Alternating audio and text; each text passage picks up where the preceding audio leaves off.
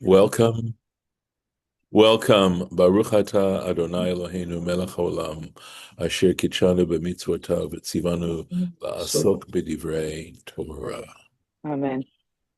So, we are, of course, on Parshat vaYetzei this coming week. Has to do with last week we read about how Jacob was going to have to leave his home and head towards Haran to spend time with Lavan, Rebecca's brother, having no idea how long he was going to be doing that. We should know, by the way, that the whole concept of exile is extremely important within the Jewish tradition. And of course, it's a deep, deep part of our history as a nation, but it also has to do with a spiritual level as well. And that is a sense in which uh, God is not recognized, the divine is not recognized in this world. There's a certain sense in which we are exiled from God, that there's this unawareness of the divine is, in a sense, being exiled from our ultimate home. I'm sure there's a lot more that could be said about this particular theme. And we notice that Avraham has to go down to Egypt. Isaac is the only one who does not actually go into exile, um, although he has to leave the land of the Philistines. He goes and settles there and basically has to leave that area. And Jacob, of course, he is exiled both to Babylonia and ultimately he has to go down to Egypt and he dies in Egypt. And this whole notion of being in exile is, as I said, a very important element. So we are talking at this point in chapter 30, we're in the midst of how Jacob's family is growing rapidly. And after Leah provides him with six sons, here we are at verse 21, which says, V'achar yalda bat, and after that she gave birth to a daughter, Vatikra et shma Dinah, and she called her name Dinah. And Rashi has a wonderful uh, tradition about why Dinah was called Dinah. So here we are. Pirshu Rabotenu, our rabbis explained, Shedana Leah din be'atzma, that Leah judged herself. She made a judgment regarding herself. And here's the judgment. Imze zachar, if the next child, in other words, here she is pregnant, she doesn't know what the gender of the baby is going to be, and she says, makes this judgment. If in fact it turns out to be a male, lo tehei Rachel achoti, then Rachel, my sister, ka'achat hashvachot, she is not even going to be on the level of one of the maidservants. We know that both Bilhah and Zilpah, the maidservants that Laban gave his daughters, each provided Jacob with two children. But if Leah, and she knew that she was only going to have, that Jacob was going to have 12 children, 12 sons. And so she figured that if she provided him with seven, and already the other four children had been born, that Rachel would only wind up with one child.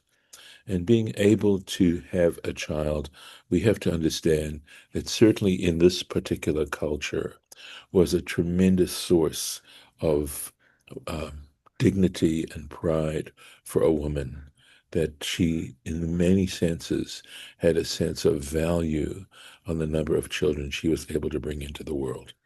So, v'hit palala alav, and so she prayed regarding this child, this that with the fetus that was in her womb, v'nei pachlin nekeva, and it turned into a female. So, in other words, it's so interesting, right? That we're being basically told that the gender of this child might have been male, in fact, was male, until Leah prayed that it not be male. Now, again, we're not talking scientifically or biologically. That is not the point. But the point, I think, here is the degree to which we see how Leah was able to, in her compassion for her sister, was able to actually change the course of events. And on that particular level, I think it's saying something about us as well. That if we act in this with a sense of compassion and kindness and fairness, because that was, in many senses, that summarizes what Leah felt about her sister. And admittedly, she and her sister being married to the same man would create all kinds of, um, rivalry, etc. And here she was able to overcome it. So that's why she was called, this daughter was called Dinah. Vayiskor Elohim et Rachel. And at this point, God remembered Rachel. Vayishma Eleha Elohim, and God listened to her, paid attention to her. Vayiftach et Rachma, and he opened up her womb. Here we are. Vayiskor Elohim et Rachel, and God remembered Rachel.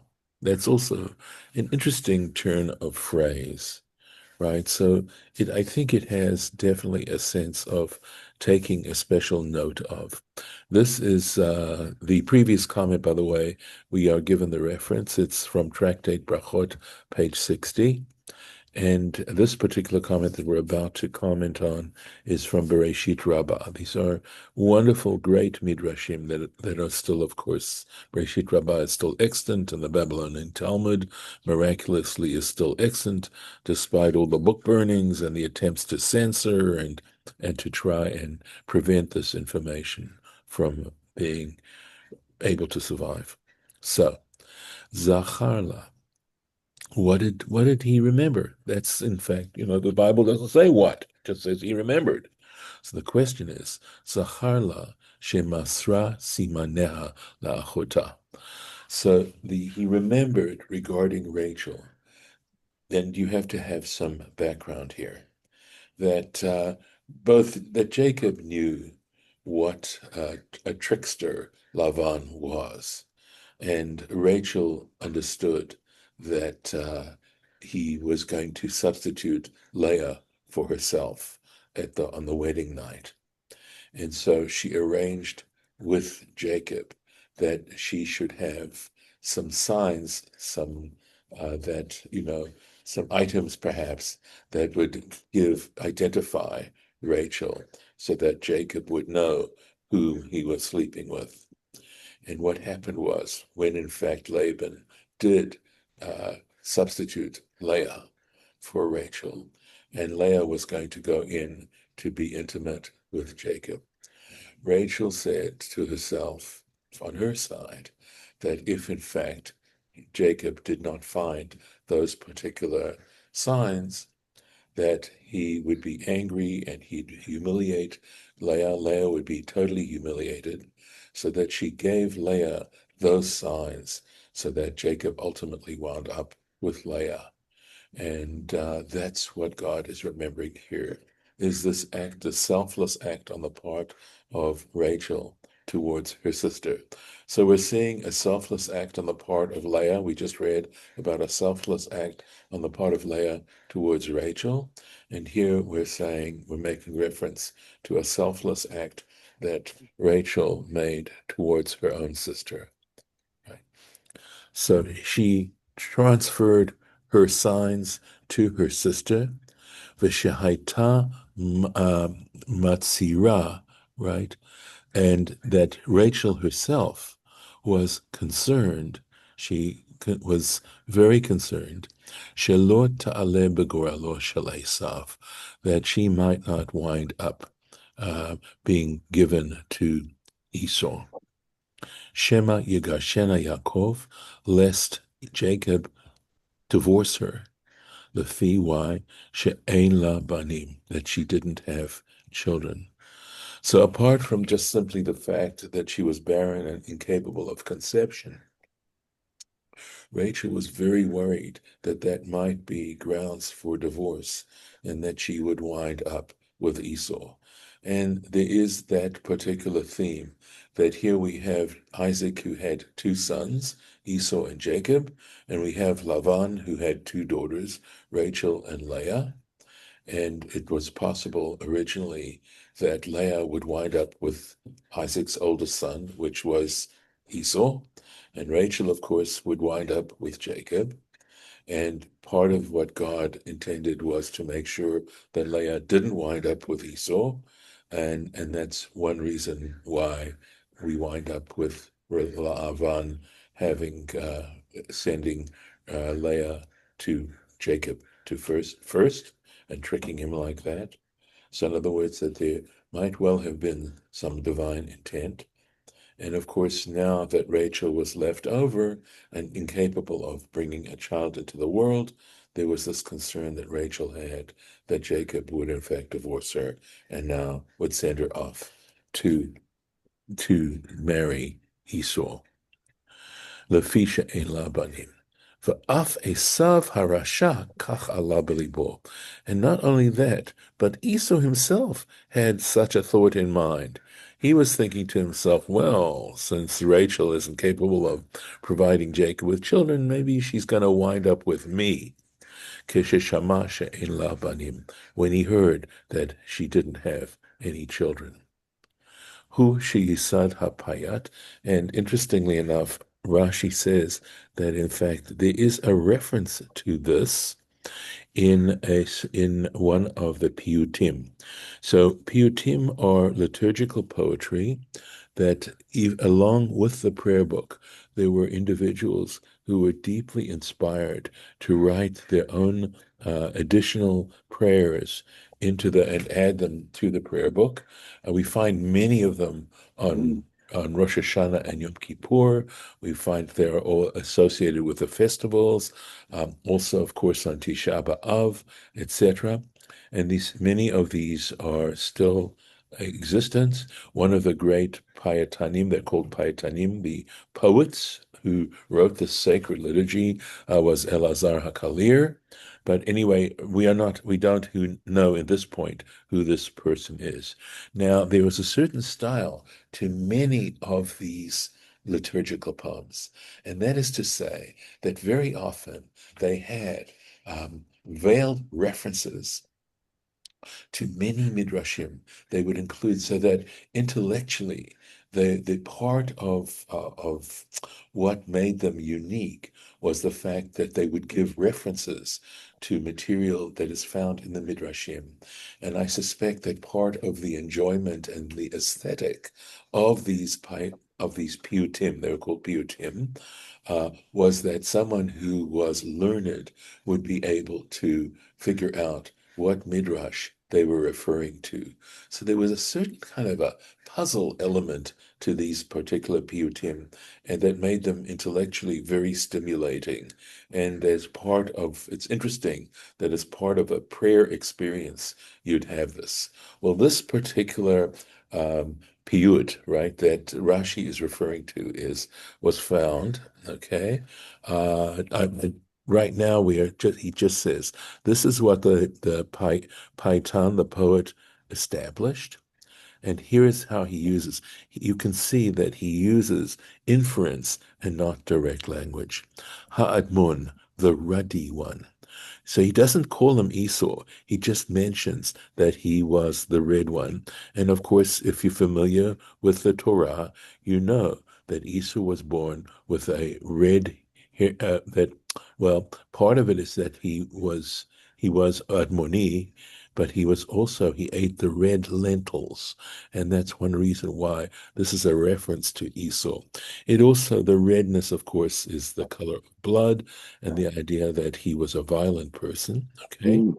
Kavat means when he saw. And again, this is not, the Hebrew is not easy Hebrew, but when he saw, shelo chala, right? Shelo chala, that is that she did not, chala became ill, meaning she didn't experience labor. That's what this is referring to here. Okay. Tzava, he desired, tzava, lekachta lo venit bahala. He desired to take her, and she was terrified. So here you're getting a sense of the language of the piyut, that it's done in this. It doesn't mention Rachel's name, it doesn't mention Esau's name, and it references a midrashic interpretation of this biblical verse. And this would, I don't know exactly in what context this piyut was written, for what festival, etc., whether it had to do with, and it could be, by the way, there were piyutim that were written for the various, I believe, for the various parshiot. So maybe this was written for the Shabbat of vaYetzei. But anyway, here we have this particular reference in. Yes, To jump in, yeah. Rabbi, Just raise your I hand have next time, meet, and I have the I'll art recognize scroll it. in front of me, Yeah. and it refers to the piyut, which is Aven Chug, attributed to Rabbi Elazar HaKalir, Mhm. uh, and it's recited during Shacharit on the first day of Rosh Hashanah. Okay. Okay. Thank you. Thank you. So again, as I mentioned, Elazar HaKalir wrote many, many piyutim, so this is attributed to him as well. But of course, I did not know when exactly this piyut was recited. So thank you, Mead. Mead, if you will just raise your hand, then way I can recognize you Oh, right I'm away. sorry. Okay. No, no, it's okay. It's okay. I have my picture blunted out, so I Hmm. uh, don't get in the way. Okay, good. Okay. All right. Yeah. So again, just a little bit of extra information here going on. Vatahar, and she became pregnant, she conceived. Vateled ben, and she gave birth to a child, a son. Vatomer, and she said, Rachel said, Asaf Elohim, God has gathered or removed et cherpati, my disgrace.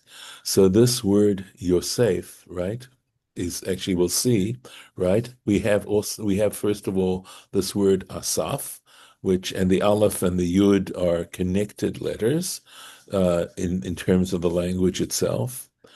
They sometimes take the place of one another. But not only that, Vatikra et shmo Yosef, and she called his name Joseph, Yosef, Lamor, thinking, right? Amar can mean think and not just say. Yosef, and here's the Yosef, Hashem li ben acher, that the Lord will add for me another son. By the way, notice son is just one child. In other words, why didn't she say banim? Why didn't she think to herself that maybe God could add more than one son? And Rashi's going to comment on that. So here we go. Yosef. הכניסה במקום שלא תראה, שלא תראה, okay? So let's see, this is the Yosef here. He brought that Hichnisa b'makom, he brought my shame.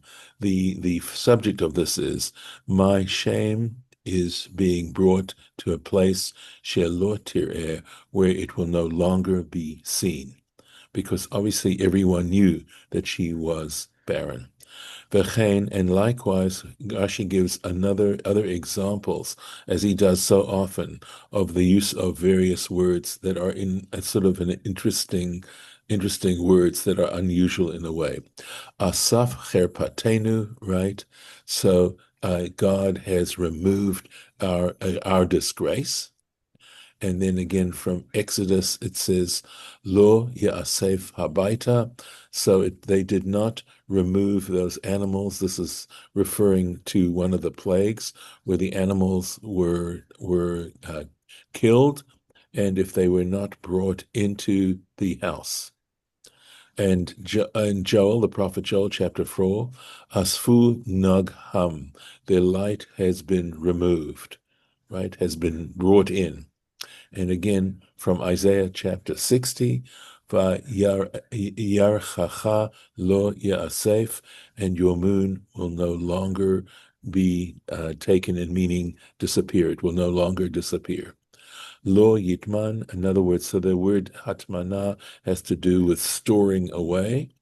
Okay, in other words, it won't be stored away. Let's see if there's anything else. Yes, cherpati, my disgrace. Shahayiti lecherpa, because I was disgraced. Sha'ani akara, that I am barren. Vahayu omrim alai, and people would say about me, she'eleh lecholko shel Esav harasha, and people were gossiping and saying, she's going to wind up going to Esau, the wicked. For Agada, and there's an Agada, right, a legend, Kolzman she'en leisha ben, that as long as a woman doesn't have, literally here it means a son, ain't, this is actually cute. I think he's actually saying it's not just a legend, it's a folk saying, that as long as a woman doesn't have a son specifically, you'll see whether you think it just means son or child, okay? Ein la bami litlot sirchona. She doesn't have anyone whom she can blame for her own faults. In other words, and you're going to get the examples. Misha yesh la ben, but once she has a son, tola bo, she is able to suspend her own, in other words, hang her own mistakes, her own faults on the son. Mi shavar klise. Somebody says, who broke this vessel? Bincha, your son. Mi achal te'enim elu. Who ate these dates? Bincha, your son. I'd love to think that this is an example of Rashi's sense of humor. Yes. Was there a comment? Okay. Last sentence for today. Okay. So remember, we said that she named him Yosef, saying that God should add me another son. Yosef Hashem li ben acher. God, may God add another son for me. Yodat haita benevuah. She understood through prophecy.